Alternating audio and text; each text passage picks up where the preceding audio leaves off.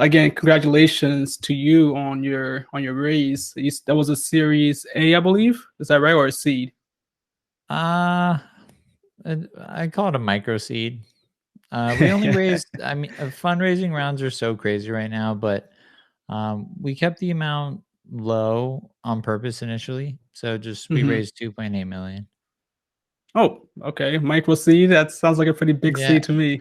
there's terms like seed plus pre-seed. It's getting a little out of control with venture, but yeah, we just got together a good group of investors that believed in what we were doing and got them involved.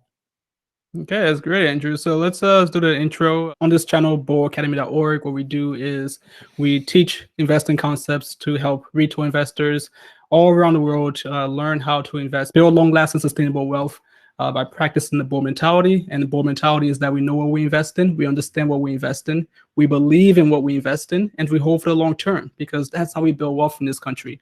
That's how we give ourselves the best chance of success in the stock market. So today, I want to talk to Andrew. Andrew is a long-time private entrepreneur here, and he's built and sold businesses on his own. I'm going to learn how he thinks about investing as well as building businesses, acquiring them, selling them, and how he and his business now at MicroAcquire is going to help founders and regular investors who want to invest privately and acquire their own businesses, sell their own businesses, do exactly that. So we're going to learn today from a private investor, a private company builder, how he thinks about investing, which is pretty unique on this channel because we haven't done that yet. So I'm looking forward to talking to Andrew and just getting his insights on all of that. So Andrew, I would love to hear your background and where you're coming from, how you got started in building your own companies and investing, and just your overall thoughts on how to build wealth. So we can start, of course, with your background.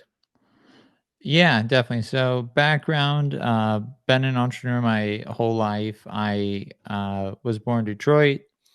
Uh, Being, super candid, I had a pretty rough childhood. Not like boohoo me, but my dad passed away when I was 6, and my mom had me when I was 17, and I have an older brother as well. So growing up was pretty tough. We moved to a city called San Clemente, which is a beautiful beach town. So I basically lived in paradise. And, I'd go over to my friends' houses and they had these like mansions, like with ocean views. And I'm like, why? Like, why do they have that and we don't? And, as a kid, I guess, money to me became more top of mind being in that sort of environment, essentially being in a very wealthy town with a family that didn't necessarily have all the means with tons of love. I had a great childhood. I love my life. No complaints. Don't feel sorry for me. Um, but that, really kind of drew me into business and entrepreneurship and really just hustling. Like I didn't have any money. I needed to make money. So I've done everything from, selling Pokemon cards, selling baseball cards. I remember I got like the Randy Moss like rookie card and I sold that. I remember like opening it up at the card shop and the guy was like, I'll give you like 500 bucks for that right now. And I sold it to him. So just always hustling and just figuring out, and I enjoyed it too. And so I was really lucky um, to find a passion where I was able to make money to really provide a life for my family that I wasn't able to have. Again, my mom is my hero and my champion and my biggest supporter. But I wanted to have a life for my child. I'm a dad, and my wife, where we didn't have to go through some of the financial struggles because we were on like food stamps at times and stuff. So it was rough. So that's how I got started. Started a company in college called Business Apps, which was a no code mobile app builder. That was a super lucky business, right place, right time. I don't take any sort of intellectual credit for that one. The iPhone just came out. Every business was trying to figure out how to get onto, where customers were, and that was on their mobile phones. And we were so early that we we almost made a BlackBerry version of our application just to show you how early we were. I'm glad we didn't do that. Sold that business in 2018 to a private equity firm. So I was CEO of that business for 8 years, grew it to over 10 million in annual recurring revenue. It was named to Inc. magazine's fastest growing companies 2 years in a row, and then we stopped reporting numbers because you got to change your cell phone if you get on that list. Like every recruit, everyone who just sells stuff, they sell that list. I don't know, but I'd have friends like take screenshots that were in recruiting. They're like, "Hey, you're on the list. You're getting a phone call." And then after that, I started a blockchain trading company called Altcoin, which You said uh, blockchain. blockchain. So I'm a Okay. big fan of being outside of my comfort zone. I love starting businesses where, I love learning. I love learning new stuff. I'm not the type of person that says, I did a no code app builder. Why don't we do a no code XYZ? I'm like, Hmm. let's do something completely different. Let's like, because it's almost like I think of it as like climbing mountains. Like that mountain was hard. I know how to climb it, but what about that one? Like, can I Yeah. do it? So it's once I got that first one in, and we can talk about happy to talk about what I spent the money on, that sort of stuff.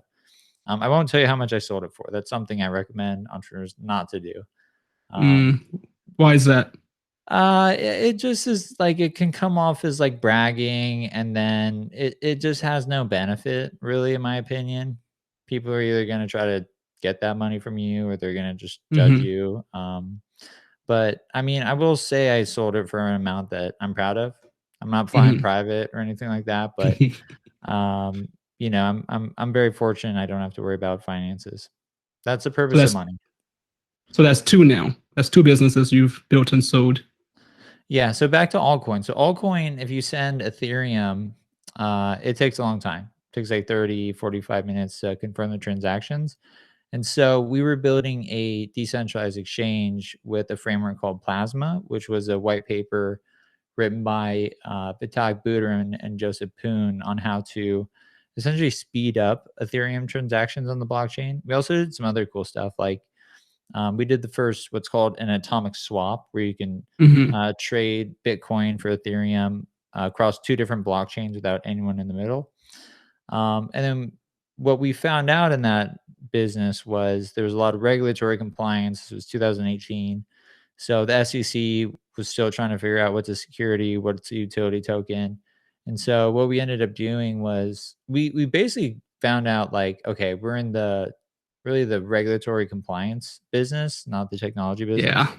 And so we sold that business within a little after a year of starting it to a company called B&K to the Future that had all the compliance, and they're launching a security exchange with that, or a Nice. security token exchange with it.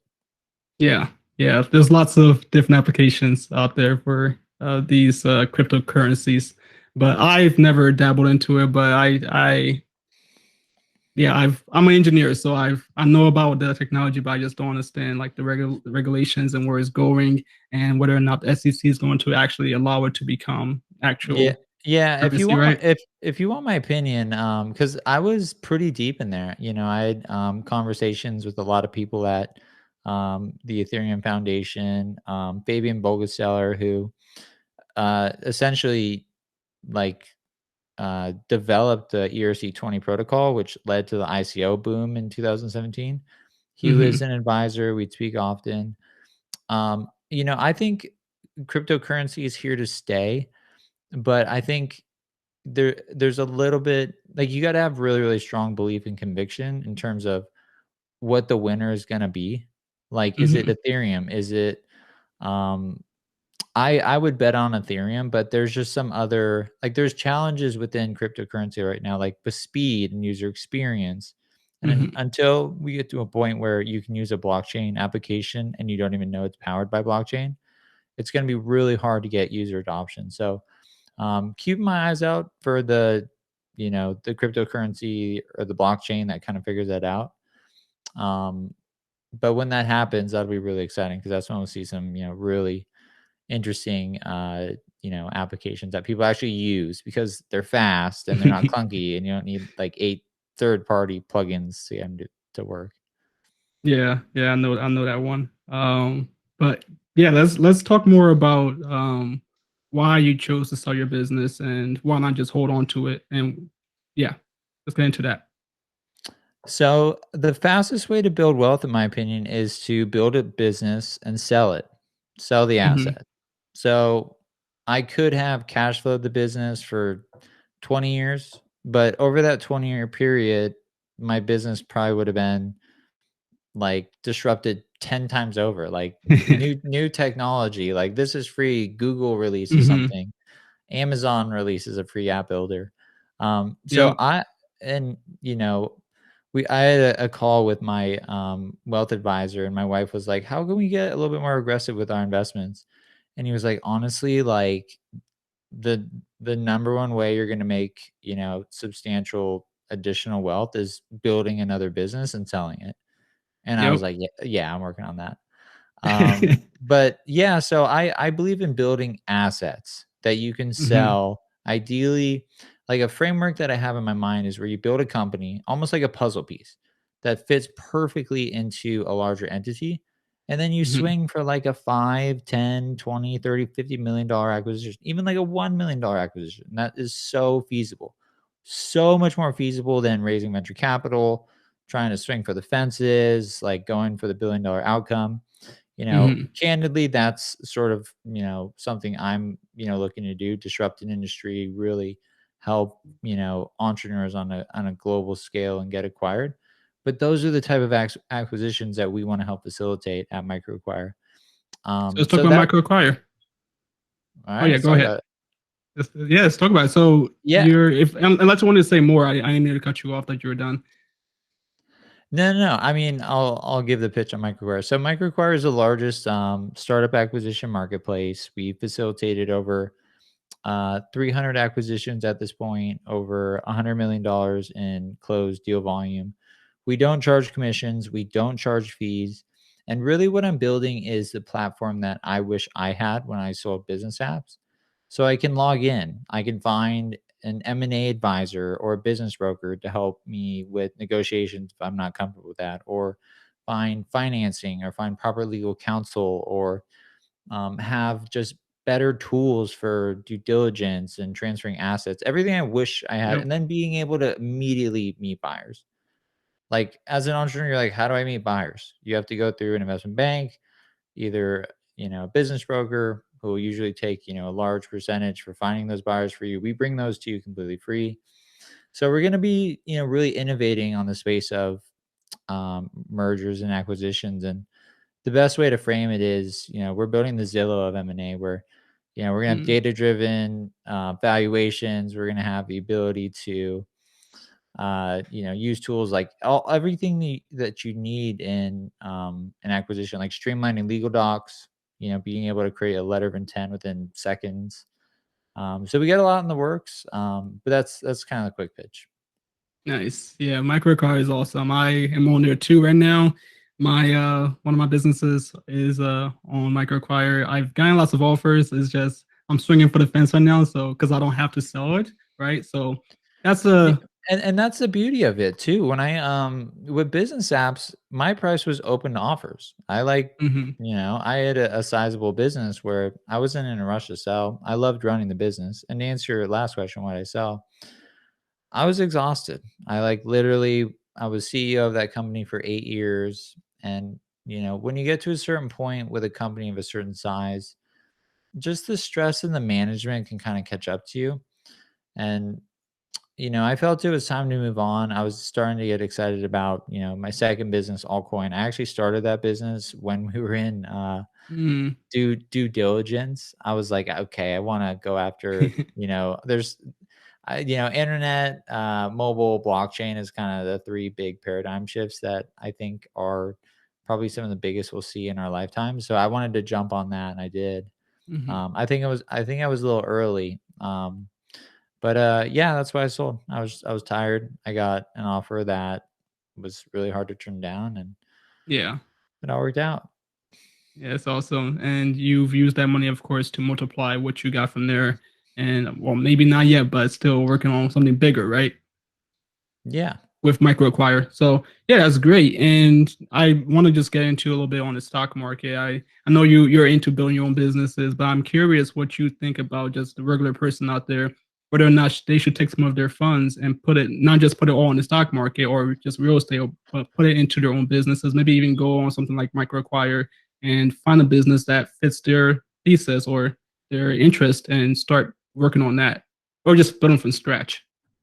Yeah, I mean, that's a hard question to answer because it really comes down to what is your risk level? Like if you're starting with Hmm. $100,000, you probably want to like 3, 4, or 5 exit. But when you have millions of dollars, you're happy with a 10%, 20% return every year. It's just a Hmm. different style of investing. So I'm mostly invested in the most boring stuff. I don't check the stock market. I don't care to. It stresses me Hmm. out. I don't understand it.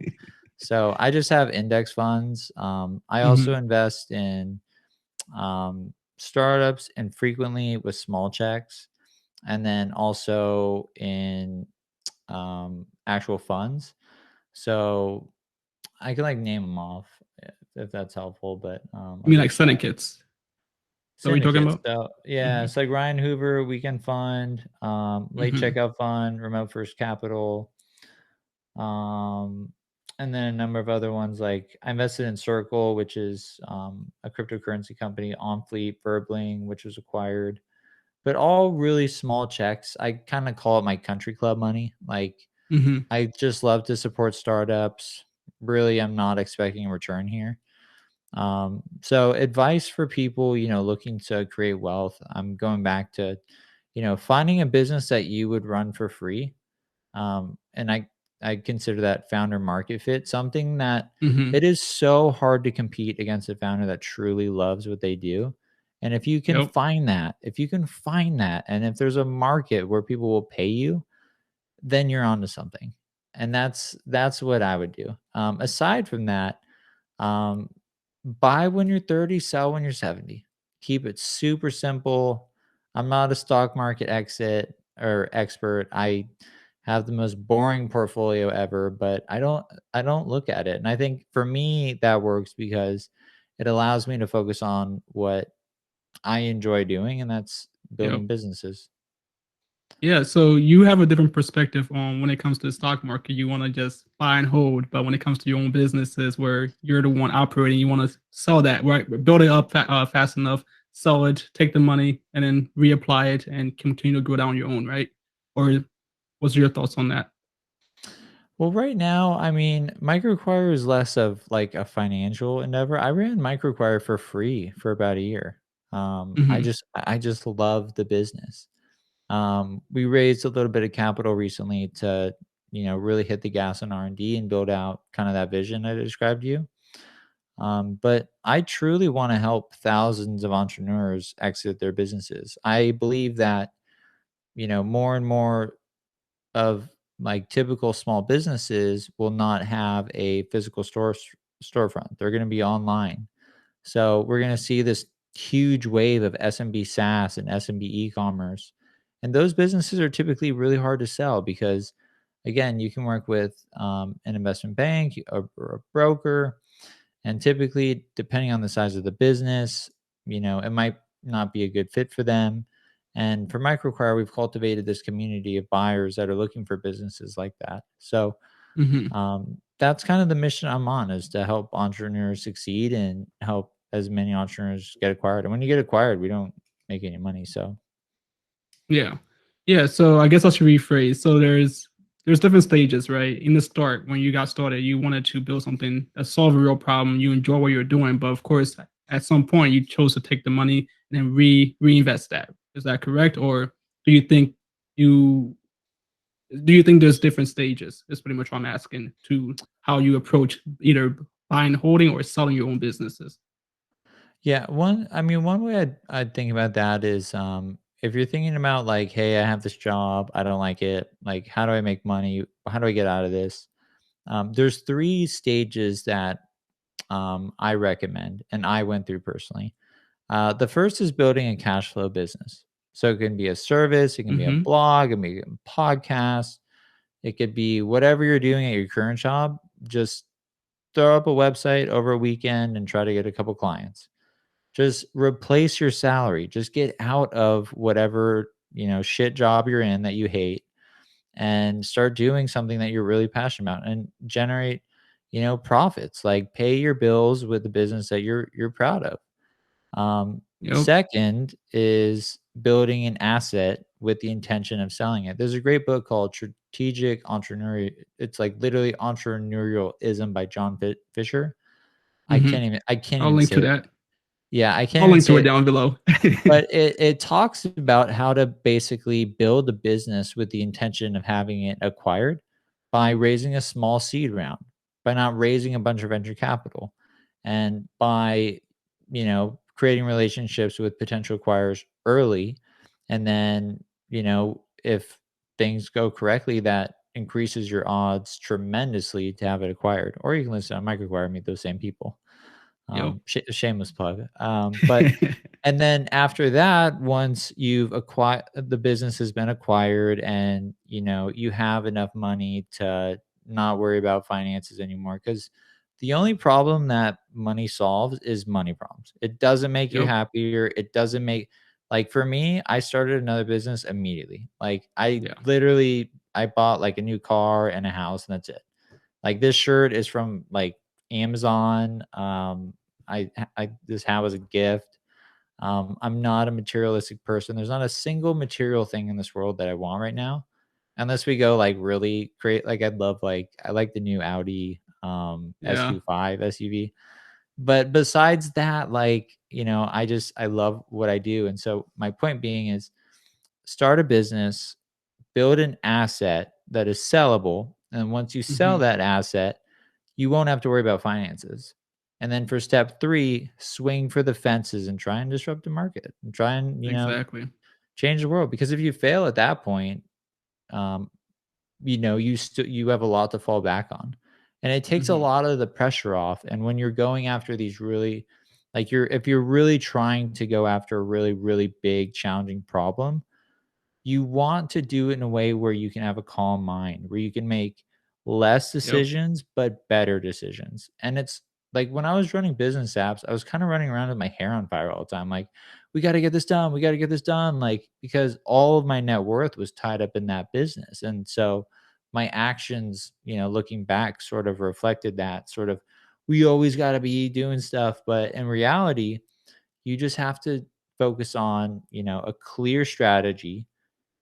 Take like your 5 priorities, cross out 3 of them, nail those 2, and then move. So you need to have like a calm mind where you're not necessarily thinking, if this business doesn't work, I'm gonna have to like get another job, and like, and then that resonates over to your team, and that creates a culture of just sort of, um I can't think of the word for it, but yeah, start a service business, replace your salary, build an asset, sell it for a few million, and then swing for the fences. So That's for a whatever few that million, that you make that sound very easy. Like, what's the chances of selling a business with for a million versus a few thousand, 10,000s, right? What's the chances of that? Like on micro, you have some data on this. What's can you share that data with us? in terms, it depends on the business. It's like asking the price of a car. Is it a Hmm. Ferrari? Is a Ferrari priced low? Like, it'll sell in a week if it is. Like, there's lots of 5-figure exits, 6-figure exits. There's been dozens of 7-figure exits. The largest exit's been about 5 million.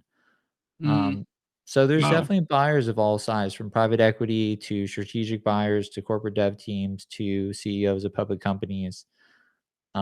So it just really depends. But I think the key is, if you're wondering about, okay, how do I sell my business? Which was my Yeah. biggest thing too. Like, how does an acquisition work? Does Google just show up to my house with a check and say, That'd "Congrats, like, we're buying your company"? Like, it does not work like that. And so, be great. yeah, at MicroAcquire, we have a free course that goes through valuations, due diligence, how to set up a data room, what's an example P&L, basically everything. Because entrepreneurs are at such a disadvantage when working with buyers. Because for an entrepreneur, selling your business is the most life changing event for you. But for a buyer, it's like Wednesday. Like, they look at deals Yep. all day long. They have a huge advantage. And so we want to create a lot of resources for entrepreneurs where it's not for the buyers. It's not like, hey, buyers, here's how to get really good deals on, SaaS Hmm. companies. It's for entrepreneurs. Here's how to maximize your exit. So everything we do at MicroAcquire is with the entrepreneur in mind, the founder in mind, the startup in mind, putting them in the best position. So when they do go to the negotiation table or whatever you want to call it, um, they have the best chances of selling their business. But yeah, I would say just, educating yourself is like the number one thing to do in terms of acquisitions, because Google will not show up at your house. I can guarantee you that. Yeah.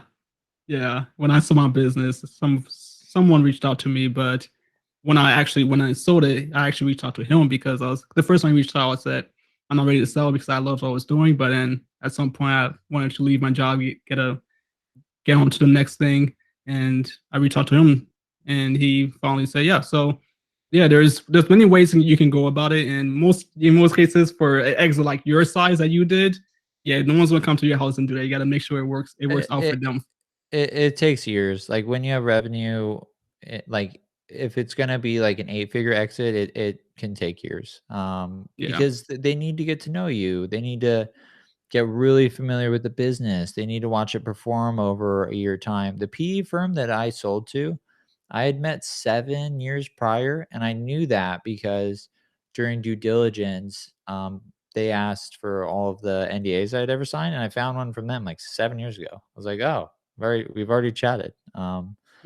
Obviously, it was a different Yeah. person at the firm, but amazing firm, and it worked out. But my point being is, yeah, just being patient too is just creating those relationships early and almost updating potential acquirers as, you would investors or you would, customers. Like, this is what we're working on. Like this, just getting them excited and keeping them being top of mind with potential acquirers is absolutely key. Yeah. So one little bit unrelated question. I'm not sure if you've ever considered doing real estate, but I'm curious what your thoughts are on that versus building out a service business or a software business. So I bought a house cash. I didn't want a Oh wow. mortgage. Well, I actually couldn't get a mortgage. So Hmm. I sold a business and I could, like, eh, I just didn't have a job. I didn't have a salary. I started another Yeah. company. So we were looking at a jumbo loan and I was like, whatever, no loan. And for me, money for me is just about not having to think about money. Like, Yep. I'm not really too concerned with making more money because, a lot of people don't understand this, but like once you get over a certain amount, like let's call it like 1 or 2 or like 5 million is probably like where you're really set, unless you need to have like a private jet for some reason. You can buy a house cash, you can put money in the stock market, and then again sell it when you're 70. You can retire off that. The only thing that really changes beyond that is, yeah, you can buy cool cars, your house can get a little bit bigger, but it's not gonna make you happier, and you'll probably be sometimes like, I know really, really wealthy friends that are, involved in, like, all this different stuff, and they're, like, stressed out all the time, and it's like, "Gosh, like, chill out, man." So I guess for me, the way I view money is, the less I have to think about it is my reward. Like, I don't wanna have to think about bills. I don't wanna have to think about, um, how much money am I making? Like, I'm set, I'm good. Like, I'm just hoping to help people at this point. And so your answer to the real estate question is too much work? I mean, I just don't understand it. Mm, And I guess less than understanding it, I'm not passionate about it. yeah, exactly. Yeah, that makes sense. And you have to be passionate about what you're doing if you're building something and working on it all day, right? Otherwise, you're gonna not do very well at it. So when I'm looking at businesses on MicroAcquire, I'm thinking the same thing. Like, can I continue to run this business? If they're a big team, or if there's a sales required, can I do the sales? Am I interested in making those calls? Right? If there's software required, can I make the software work? And can I have the right team to put that in place? Right? So let's just translate that over to MicroAcquire. How when people are coming to MicroAcquire looking for business to buy, what have they told you what they're looking for and what struggles they have and how you might advise them on which businesses to look for if they're just getting started or if they're just on their second business? Yeah, it really depends. So most of the content that we built out from, we have an article that we just put out like 10 tips on finding your first business, where we go through. So every common question that you could possibly have about acquiring a business, we've already written about it just because we hear these things over and over. And so we just say, "Hey, let's create an article around this. Let's create an ebook around this. Let's record, Hmm. a video and put this in a course for everybody."